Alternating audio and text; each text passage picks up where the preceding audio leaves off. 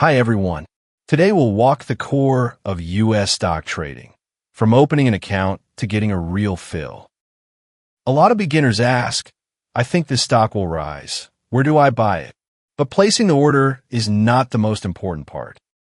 What matters more is knowing which account type to open, how much friction each trade costs, and what margin risk really means. On screen is Apple, NASDAQ, APL, on the daily chart. The kind of name you'll see while we step through which buttons you press and how an order becomes a fill. This is not a click-along tutorial. These are the essential rules that keep your first real trades from blowing up by accident. When you open a brokerage account, the first fork in the road is cash account versus margin account. A cash account is simple. You buy stocks only with money you actually own. If you have $1,000, you can buy about $1,000 of stock, and your loss is capped near that same $1,000. A margin account is different. Your broker can lend you buying power, so $1,000 of cash might control $10,000 of stock. The borrowed dollars usually carry interest, often roughly in the high single digits to low teens % a year, and it moves with the Fed's rate path. Even riskier is short selling. You borrow shares you think will fall, sell them now, and hope to buy them back cheaper. Example, borrow 100 Apple shares, sell at $200, later buy back at $160, about $4,000 of gross profit. If the price keeps rising, losses have no fixed ceiling. If you're new, start with a cash account. In your broker's accounts or balances screen, you can confirm whether margin is even enabled. Now, let's place a real order.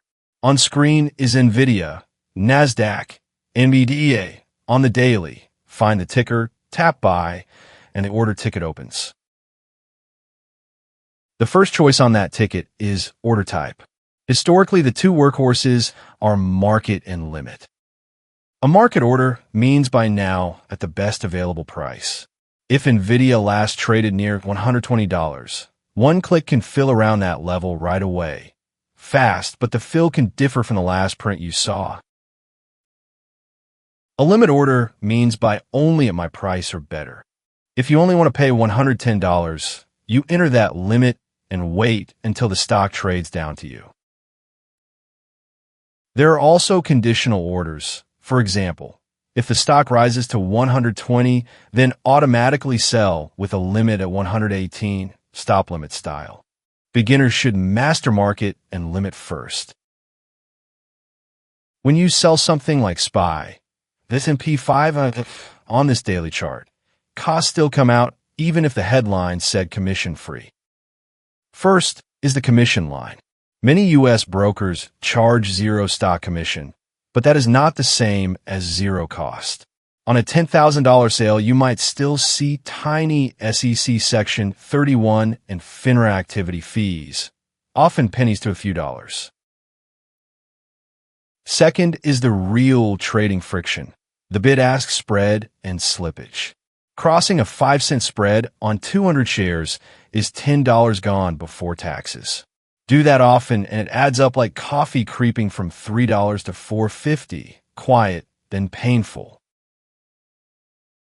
Third, when you sell at a profit, capital gains tax is the big bite. Hold under a year, and short-term rates can look like ordinary income. Hold longer, and federal long-term rates are often 15% or 20% by income bracket, plus possible state tax. The key warning: even a losing sale still pays spread, fees, and platform costs. You lose on the stock and still pay the toll. That is why stop-loss decisions deserve real care. After you send an order, the next event is the fill.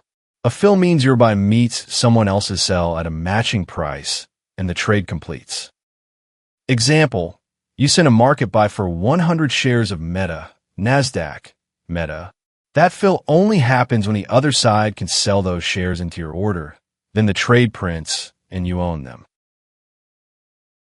Open your broker's order history or fills tab, and you'll see today's completed trades stacked with time, ticker, shares, and price, like a digital receipt. What about a limit? Say you bid Meta only at $480 while it trades at $500. Nothing fills yet. The order waits until price comes to you. Or it may never fill.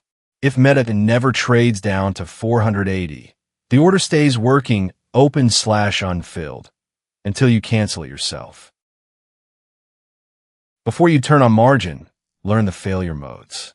Your broker's margin or balances screen shows borrowed cash and how thin your cushion is. Example, with $1,000 cash you buy $10,000 of Ford, NYSE, F, about $9,000 borrowed. That loan is a margin debit, and interest keeps accruing while it is open. Your account then tracks equity versus maintenance requirements. Rough U.S. framing. Reg T often starts you near 50% initial margin, and many brokers require equity to stay above a maintenance floor around 25% of the position. Firm rules vary, so read yours. If Ford drops about 30%, equity can fall through maintenance. The broker issues a margin call, deposit cash, or sell down. You often have only a short window, sometimes same day, sometimes a few days, depending on the firm and the move. Miss that window, and the broker can sell your shares without asking. Forced liquidation, usually at whatever the market will take right then, not the price you wanted. The loss locks in immediately. Let's lock it in. Today covered 3 pillars: account type, cash versus margin; order type, market versus limit; and how fills actually happen. Beginners should start in a cash account.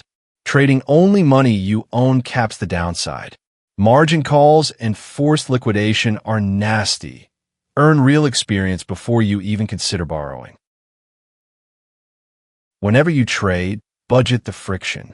Win or lose, spreads and fees still come out, and a profitable sale can still owe the IRS capital gains tax.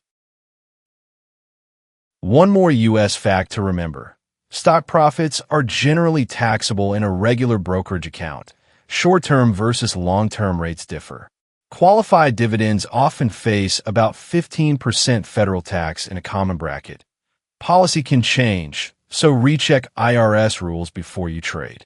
Tax-advantaged accounts like a Roth or traditional IRA follow different rules.